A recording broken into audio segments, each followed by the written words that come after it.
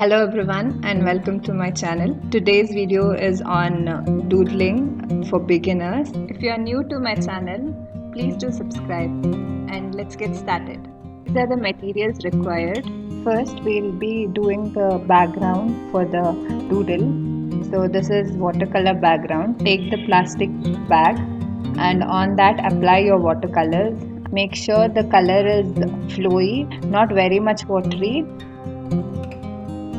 Once that's done, wash your brush and add a little bit of water droplets on the sheet. Don't make it too watery. The next step will be to take the plastic bag and flip it over onto your sheet. Do it very carefully. And once you flip it over, merge all the colors as shown. Carefully remove the cover and allow the background to dry. It will take time, so be patient. Let's start doodling now. I'm drawing the larger elements using pencil. First finish off all the larger elements and then we can add other details.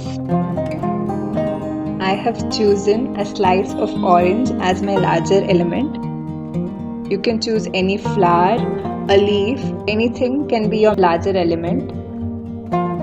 You can check my Instagram page for more pattern ideas.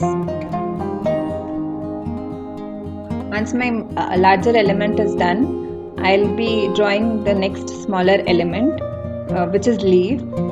So I'll be distributing it randomly in different directions.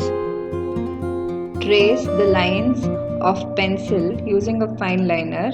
Do it very slowly.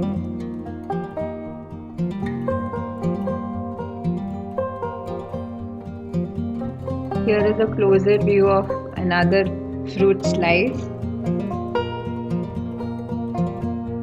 When you start with a leaf, trace the outline and then add details as shown. The lines are used to give details. You can use a wavy line also. Enjoy each and every step, so do it slowly. Once the leaves are done, we'll start detailing the orange slice. The details are given using lines. Make sure you coincide all the lines at same point. After this, we'll start with the smaller elements. For this, I am directly using fine liners. It's a small bud.